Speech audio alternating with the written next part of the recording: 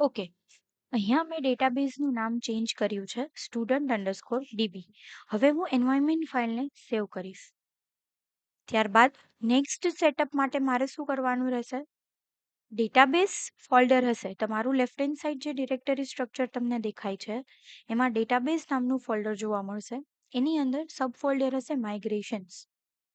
આ માઇગ્રેશન ફોલ્ડરની અંદર તમારે તમારું જે નામથી મોડેલ ક્રિએટ કરેલું હોય એ જ નામની માઇગ્રેશન ફાઇલ તમને અહીંયા જોવા મળશે. મોસ્ટ પ્રોબેબલી આ ફાઇલની સિક્વન્સ લાસ્ટમાં જ હોય છે, તો એકવાર તમારે નામ જોઈ લેવી અને વેરીફાઈ કરી લેવું. ઓકે, આ માઇગ્રેશન ફાઇલ ઓપન કર્યા બાદ તમને અહીંયા જોવા મળશે કે બે કોલમ ઓલરેડી તમને પ્રી ડિફાઇન આપેલી છે, આઈડી અને ટાઈમ સ્ટેમ્પ્સ. તો સ્ટુડન્ટ ટેબલની અંદર મારે હજી બે કોલમ એડ કરવી છે. તો આઈડીની નીચે જે સિક્વન્સ છે એ મેન્ટેન કરવા માટે આઈડીની નીચે જ ક્યાં કોલમ મારે એડ કરવી છે? ટેબલની અંદર. That means $table. અહીંયા તમારે ડેટા ટાઈપ મેન્શન કરવાની થાય કે તમારે જે ટાઈપની કોલમ એડ કરવી છે એની ડેટા ટાઈપ શું રહેશે. તો ફર્સ્ટ મારે એનરોલમેન્ટ નંબર નામની કોલમ એડ કરવી છે. એની ડેટા ટાઈપ હું અહીંયા મેન્શન કરીશ ઇન્ટીજર. પેરેન્થેસિસની અંદર અહીંયા તમારે કોલમનું નામ મેન્શન કરવાનું રહે. મારી કોલમનું નામ મેં આપ્યું છે એનરોલમેન્ટ. ત્યારબાદ અગેન સેકન્ડ કોલમ જેની ડેટા ટાઈપ મારે સ્ટ્રિંગ આપવી છે અને કોલમનું નામ મારે આપ્યું છે નેમ. That's it. ફાઇલને સેવ કરીશ. ફાઇલ સેવ કર્યા બાદ હું અગેન ટર્મિનલ ઓપન કરીશ. ટર્મિનલની અંદર હવે હું કમાન્ડ ફાયર કરીશ. આ કમાન્ડ ફાયર કરવાથી મારા જે માઇગ્રેશન ફાઇલના ચેન્જીસ છે ડેટાબેઝમાં રિફ્લેક્ટ થઈ જશે. તો કમાન્ડ ફાયર કરીશ php artisan migrate. એકવાર આ કમાન્ડ ફાયર કરીશ એટલે ફર્સ્ટલી તમને ક્વેશ્ચન પૂછશે કે સ્ટુડન્ટ ડીબી નામનો જે ડેટાબેઝ છે એ SQL ની અંદર અવેલેબલ નથી, તમારે ક્રિએટ કરવો છે? આપણે આપશું યસ. વન્સ ડેટાબેઝ ક્રિએટ થઈ જશે તો એની સાથે સાથે તમારા જેટલા પણ ટેબલ છે એટલે ક્રિએટ થઈ જશે. ત્યારબાદ હું ટર્મિનલને ક્લોઝ કરી દઈશ અને મારી માઇગ્રેશન ફાઇલને પણ હું ક્લોઝ કરી દઈશ. હવે નેક્સ્ટ સ્ટેપ છે, મારે ડેટાબેઝ કનેક્ટિવિટી માટે યુઝર પાસેથી વેલ્યુ લેવી પડે. તો યુઝર પાસેથી વેલ્યુ હું ફોર્મની અંદર એન્ટર કરાવીશ. તો ફર્સ્ટ મારે શું કરવું પડે? ફોર્મ ક્રિએટ કરવું પડે. અને ફોર્મ ક્રિએટ કરવા માટે મારે જવાનું રિસોર્સ વ્યૂઝ. તમને લેફ્ટ હેન્ડ સાઈડ જે ડિરેક્ટરી સ્ટ્રક્ચર આપેલું છે એમાંથી ફર્સ્ટલી તમારે ઓપન કરવાનું રિસોર્સિસ ફોલ્ડર. એની અંદર વ્યૂઝ ફોલ્ડર હશે. આ ફોલ્ડર ઉપર તમારે રાઈટ ક્લિક કરી અને ન્યૂ ફાઇલ. આ વ્યૂઝ નામના ફોલ્ડર્સની અંદર એક તમારે ફાઇલ ક્રિએટ કરવાની છે. ફાઇલનું નામ હું આપીશ સ્ટુડન્ટ, પણ એનું એક્સટેન્શન હશે .blade.php. આ તમારી બ્લેડ ટેમ્પલેટ ફાઇલ હશે જે યુઝરને ડિસ્પ્લે થશે. એન્ટર આપી આ ફાઇલની અંદર હું એક સિમ્પલ ફોર્મ બનાવવા માંગુ છું. તો અહીંયા હું સિમ્પલ HTML ટેગ લઈશ.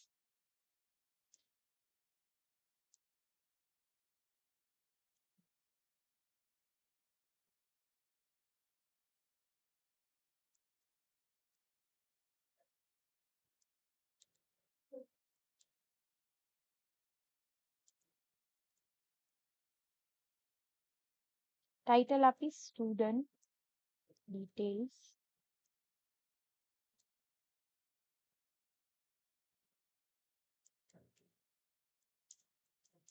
સિમ્પલ રજિસ્ટ્રેશન ફોર્મ જેવી રીતે તમે બનાવો છો એવી જ રીતે હું અહીંયા એક ફોર્મ ક્રિએટ કરીશ. મેક શ્યોર ફોર્મની જે મેથડ હોય એ પોસ્ટ જ હોય.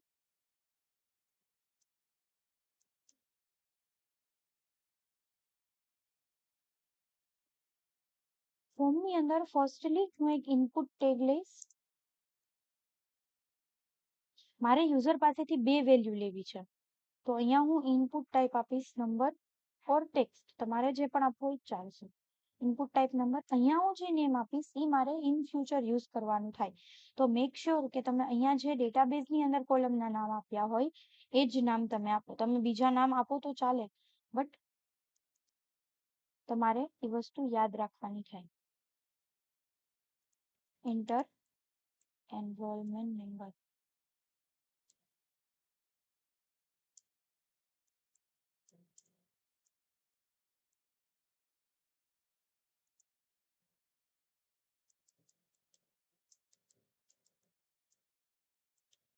યુઝર પાસેથી સેકન્ડ વેલ્યુ મારે એડ કરાવી છે નેમ.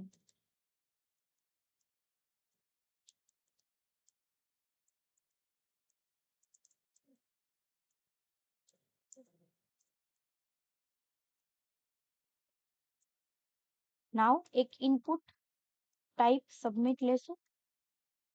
આ મારું ઇન્સર્ટ બટન હશે, જેના ઉપર ક્લિક કરીશ એટલે ડેટાબેઝની અંદર રેકોર્ડ ઇન્સર્ટ થશે. એક સિમ્પલ રજિસ્ટ્રેશન ફોર્મ યુઝરની વેલ્યુ એડ કરવા માટે મેં અહીંયા ક્રિએટ કરેલું છે. હું એક ફોર્મને હેડિંગ આપી દઉં, સ્ટુડન્ટ ડિટેલ્સ. ફાઇલને સેવ કરી લો. આ મેં એક બ્લેડ ટેમ્પલેટ ક્રિએટ કરેલું છે. ઇટ મીન્સ કે મેં વ્યૂ ફાઇલ ક્રિએટ કરેલી છે. ત્યારબાદ હવે નેક્સ્ટ સ્ટેપ માટે મારે કંટ્રોલર ઓપન કરવાનું થાય. તો કંટ્રોલર ઓપન કરવા માટે એપ નામનું ફોલ્ડર તમને ડિરેક્ટરી સ્ટ્રક્ચરમાં જોવા મળશે. એની અંદર HTTP નામનું ફોલ્ડર જોવા મળશે. અગેઇન સબ ફોલ્ડર હશે કંટ્રોલર, અને અહીંયા તમે જે નામથી મોડેલ ક્રિએટ કરેલું હશે એ જ નામથી તમારું કંટ્રોલર પણ ઓટોમેટિકલી ક્રિએટ થઈ જશે. તો અહીંયા તમને સ્ટુડન્ટ કંટ્રોલર જોવા મળશે. આ કંટ્રોલરની અંદર તમને ઘણી બધી અલગ અલગ મેથડ જોવા મળશે. તો ફર્સ્ટ તમારે ક્રિએટ મેથડની અંદર કોડ કરવાનો થાય. ક્રિએટ મેથડની અંદર તમે જે બ્લેડ ફાઇલ બનાવેલી છે સ્ટુડન્ટ ફોર્મ, એ મારે યુઝરને ડિસ્પ્લે કરાવવા માટે સિમ્પલ મારે લખવાનું થાય રિટર્ન વ્યૂ. અહીંયા તમારું જે બ્લેડ ફાઇલ છે એનું નામ તમારે મેન્શન કરવાનું થાય. તો મેં બ્લેડ ફાઇલ કયા નામથી બનાવેલી છે? સ્ટુડન્ટ ફાઇલથી. તો હું અહીંયા શું મેન્શન કરીશ? સ્ટુડન્ટ. મેક શ્યોર કે તમારી ફાઇલનું નામ અને અહીંયા તમે જે વ્યૂનું નામ લખો છો એ સેમ હોય. That's it. સેવ કરીશ. તો મેં કંટ્રોલરની અંદર જસ્ટ એક બ્લેડ ફાઇલ રેન્ડર કરાવેલી છે. ત્યારબાદ નેક્સ્ટ મારે રાઉટ ક્રિએટ કરવાનો થાય, જેથી કરી અને જ્યારે યુઝર પ્રોજેક્ટ રન કરે અને રાઉટ કોલ કરાવે ત્યારે સિમ્પલ સ્ટુડન્ટ ફાઇલ સ્ટુડન્ટનું રજિસ્ટ્રેશન ફોર્મ ઓપન થાય. તો રાઉટ ક્રિએટ કરવા માટે તમારે રાઉટ્સ નામની ડિરેક્ટરીની અંદર web.php ફાઇલ જોવા મળશે. આ ફાઇલની અંદર ફર્સ્ટલી તમારે તમારું કંટ્રોલરને રજિસ્ટર કરાવવું પડશે. જે સ્ટુડન્ટ કંટ્રોલર છે, register student controller over here. તો હું અહીંયા સ્ટુડન્ટ કંટ્રોલરને રજિસ્ટર કરાવીશ. સ્ટુડન્ટ કંટ્રોલરનો પાથ મારે અહીંયા આપવો પડે. તો મને ખ્યાલ નથી કે સ્ટુડન્ટ કંટ્રોલરનો શું પાથ છે. તો હું સિમ્પલ એ પાથને સ્ટુડન્ટ કંટ્રોલરમાંથી જ કોપી કરવાની ટ્રાય કરીશ. તો એના માટે મારે સ્ટુડન્ટ કંટ્રોલર જે છે એના ઉપર રાઈટ ક્લિક કરી એટલે એક ઓપ્શન આવશે કોપી રિલેટિવ પાથ. આ પાથને કોપી કરી અને web.php ની અંદર અહીંયા યુઝ અને પેસ્ટ કરી દેવા. ચેન્જીસ એટલા કરવાના છે કે અહીંયા ફાઇલનું નામ કોપી થશે એટલે આપણે શું રાખવાનું છે, જે એક્સટેન્શન છે એને રિમૂવ કરી અને ફક્ત ને ફક્ત ફાઇલનું નામ રાખવાનું થાય. ત્યારબાદ એક ચેન્જીસ એ છે કે મારી ડિરેક્ટરીની અંદર એપ જે છે એ સ્મોલમાં છે, પણ અહીંયા ક્લાસ હોવાથી એને મારે શું કરવું પડશે? એ કેપિટલ કરવો પડશે. That's it. આટલું કરવાથી મારું સ્ટુડન્ટ કંટ્રોલર અહીંયા રજિસ્ટર થયેલું છે. એકવાર સ્ટુડન્ટ કંટ્રોલર રજિસ્ટર થાય ત્યારબાદ હું મારું ફોર્મ ઓપન કરવા માટે એક પાથ એટલે કે રાઉટ ક્રિએટ કરીશ. તો રાઉટ ક્રિએટ કરવા માટે રાઉટ : ગેટ મેથડથી રાઉટ મારે ક્રિએટ કરવો છે. સ્લેશ કરી અને રાઉટનું નામ આપીશ. અહીંયા હું સ્ટુડન્ટ સાથે વર્ક કરું છું. ઇટ મીન્સ કે હું મારા રાઉટનું નામ આપીશ સ્ટુડન્ટ /ઇન્સર્ટ. ત્યારબાદ સ્ટુડન્ટ /ઇન્સર્ટ મારા રાઉટનું નામ છે. ત્યારબાદ અહીંયા હું એરેની અંદર મારા કંટ્રોલરનું નામ આપીશ સ્ટુડન્ટ કંટ્રોલર. મેક શ્યોર કે સ્પેલિંગ મિસ્ટેક ના થાય. સ્ટુડન્ટ કંટ્રોલર છે એની ટાઈપ ક્લાસ છે, એટલા માટે હું અહીંયા મેન્શન કરીશ કે આ ક્લાસનું ડેટા ટાઈપ છે. ત્યારબાદ મારે કઈ મેથડ કોલ કરવી છે? તો કે કંટ્રોલરની અંદર આપણે ક્રિએટ મેથડની અંદર જે ફાઇલ હતી એને રિટર્ન કરાવેલી હતી. ઇટ મીન્સ કે મારે અહીંયા શું મેન્શન કરવું પડે? Create method. તમારે કંટ્રોલરની કઈ મેથડ કોલ કરાવી છે એ અહીંયા મેન્શન કરવું પડે. ફાઇલને સેવ કરીશ, પ્રોજેક્ટ અને રન કરવાની ટ્રાય કરીશ. PHP આર્ટિસન. તો હવે પ્રોજેક્ટ મારો રન થઈ ગયો છે. હવે મારે યુઆરએલ કયું આપવાનું? તો કે ઓલરેડી જે યુઆરએલ આપેલું હોય ઈ અને સ્લેશ કરીને બાજુમાં તમારા રાઉટનું નામ આપવાનું. તો પ્રોજેક્ટ રન કરીએ આપણે. અહીંયા ઓલરેડી મારો પ્રોજેક્ટ રન છે. હું નવો રાઉટ ચેન્જ કરીશ, સ્ટુડન્ટ ઇન્સર્ટ.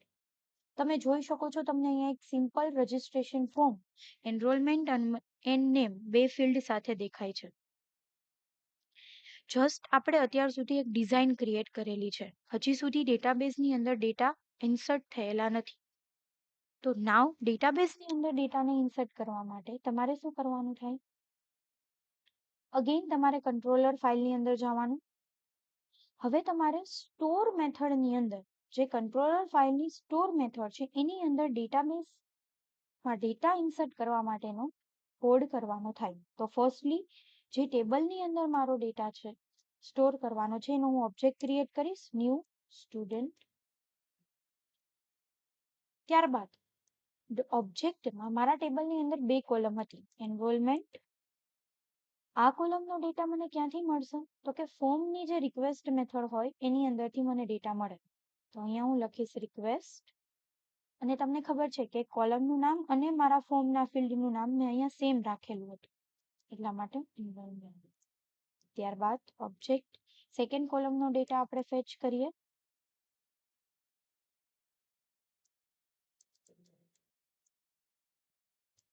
સેવ મેથડનો યુઝ કરી અને હું ડેટાને સેવ કરી લઈશ. That's it. આટલું કરશો એટલે ડેટા તમારો ડેટાબેઝની અંદર ઇન્સર્ટ થઈ જશે. પણ ઇન્સર્ટ થઈ ગયા પછી મારે શું કરવું છે? Return redirect back with. હું ડેટા ઇન્સર્ટ થઈ ગયા પછી એક મેસેજ ની સાથે મારા પેજની અંદર પાછી રિટર્ન થવા માંગુ છું. તો અહીંયા મેસેજ હશે, record inserted. That's it. Okay, now ડેટાબેઝની અંદર મેં ડેટા સ્ટોર કરવા માટેનો કોડ અહીંયા મેન્શન કર્યો. હવે ફોર્મની અંદર શું ચેન્જીસ કરવાના થાય? તો ફોર્મની અંદર ચેન્જીસ કરવા માટે મારે ક્યાં જવું પડશે? મારા બ્લેડ ફાઇલની અંદર. અહીંયા ફર્સ્ટ ઓફ ઓલ એકવાર યુઝરે ડેટા ઇન્સર્ટ કરી દીધો, ડેટા ઇન્સર્ટ થઈ ગયા પછી મારે શું કરવું પડે? તો કે અહીંયા મારે પાથ આપવો પડે એક્શનની અંદર. યુઆરએલ જે રાઉટ હજી ક્રિએટ કરવાનો બાકી છે એનો પાથ હું અહીંયા આપીશ, slash student slash insert. Second change, મારે CSRF token for the security purpose અહીંયા એડ કરવું પડે.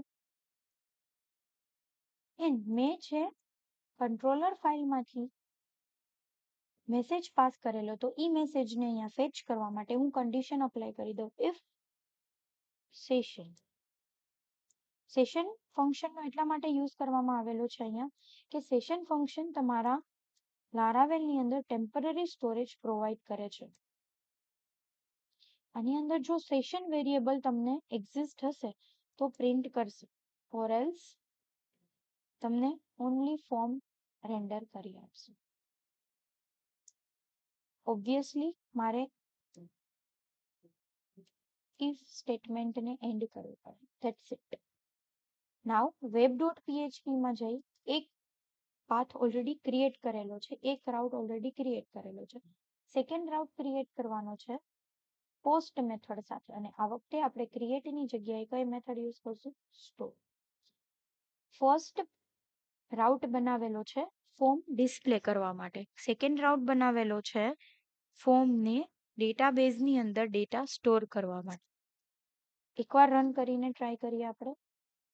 હું અગેન રિફ્રેશ કરીશ, એનરોલમેન્ટ નંબર એડ કરીશ